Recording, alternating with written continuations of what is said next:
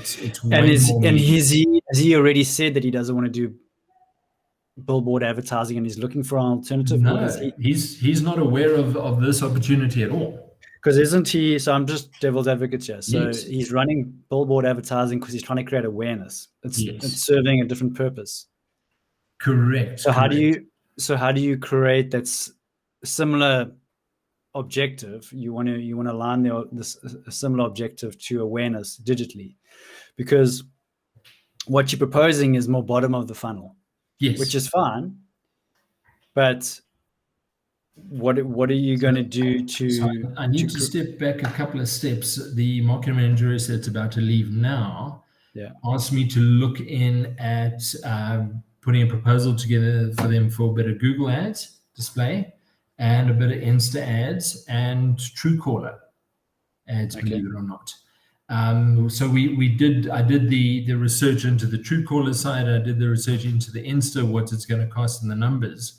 And based on that, I then started drilling into the local business and looked at the local business and went, hang on a second, here's a true insight, is that there's this footfall through the local business that's already interacting with them, trying to find them, trying to reach their offices, trying to reach their branches. On the other 4 branches throughout Mozambique, they're in different provinces. They're getting reviews, they're getting feedback, but there's not even a local business.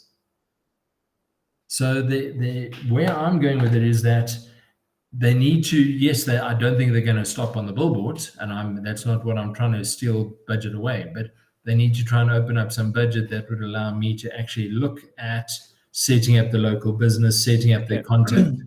So you've heard me talk about the mental and physical availability. Yes. Okay. So the mental availability is the awareness, the billboard advertising. Rightly or wrongly, whether that's a good or bad choice, Yeah. They're spending a lot of money from a billboard advertising perspective, and potentially doing a good job there. Maybe it works. We don't know. No, I think it must be doing something. It's better than not. Yeah. So I don't know the context there, but what you're trying to solve is actually the fact that they're not physically available.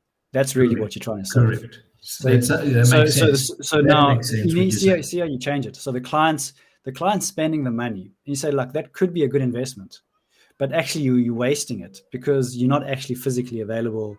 You're doing all the hard work to get that mental availability up, but you're not actually but you're not closing the loop because you're not physically available.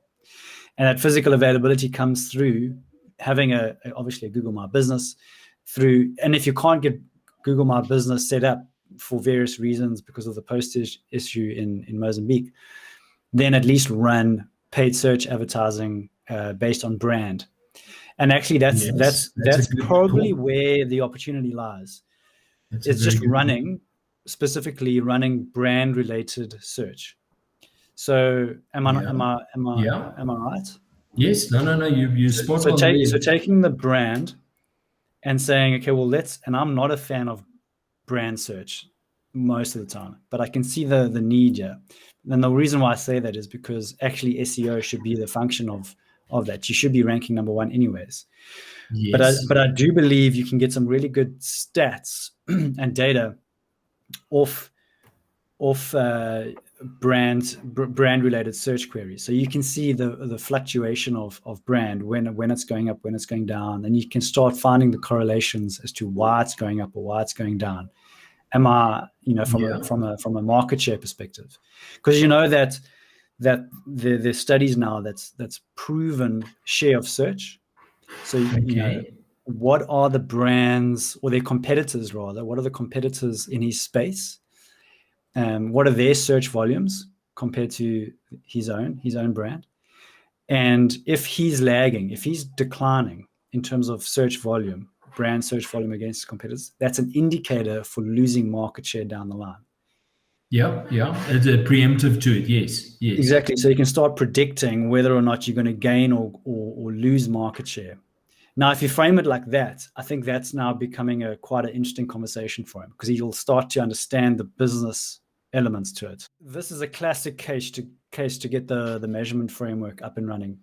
Yes. So because I don't know what the end result of your reporting is, But it's I still haven't fairly, figured it that out as seems yet. disconnected. Eh? Yes, no. I have. I'm trying to pull the pieces together at this stage. Haven't Yeah. got the end game sorted. Yeah.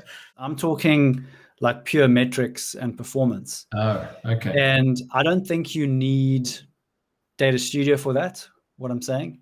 Yes. Although Data Studio is free, but it's actually not free because you need all the connectors, like a Supermetrics or a Fivetran, which then gets expensive. Yes. I would ask for budget and run like a data box or a dash this. Okay. And that'll be maybe, yeah, we'd need to double check, a couple $100 per month. Okay. And but before you, because he's going to say, wow, so what does it mean? You need to get that measurement framework set up. Yes, I was initially going to literally go back to just basic Excel spreadsheet. That's why I've taken those screen grabs of all the different information that I could get off it.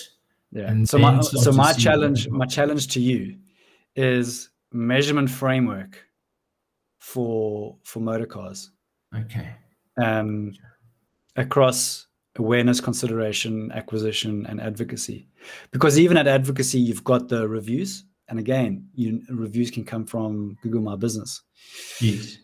Or Facebook or wherever. Yes. So do the measurement framework, pitch that to him, say, this is my thinking. I want to bring everything together. I want to help you make things easier for you to be able to make decisions. And also it's going to save you time. You don't tell him that because ultimately you want to charge more and actually save you time. But this is going to be way more valuable in my mind to him because it's all centralized. And you can do that fairly simply through Dash this if you get the or data box, if you get the framework right. But you have to get that framework right. Yeah. Okay. I think that's the part that we need to try and see what. And we might need to just loop back on that topic again. Yeah, I would love you to just cast an eye over it once I start to put it together. And yeah, it would be brilliant if you don't mind. That would be super. Yeah. And the reason why I'm increasingly becoming more passionate about this measurement framework because every single person I talk to sees value in it and they want it. And I'm talking from the smallest business to some of the biggest businesses in South Africa. Yeah. So these guys you get this right, you've got value in what you do because you're already solving a problem for them. Because I can see the need, but I'm got to put it into a format that they can see the need. Yeah, because right in the beginning of this call, you went into the detail too quickly, and I was trying to get you out of that detail. Yeah, I down the rabbit hole immediately because I could see what was going to happen. I could see where it was going to go. So we pulled back and got back to actually what the actual problem here is. And the problem is the framework. Is the framework. You're quite right. Okay. You're quite right. Yeah, no, that is the essence of it.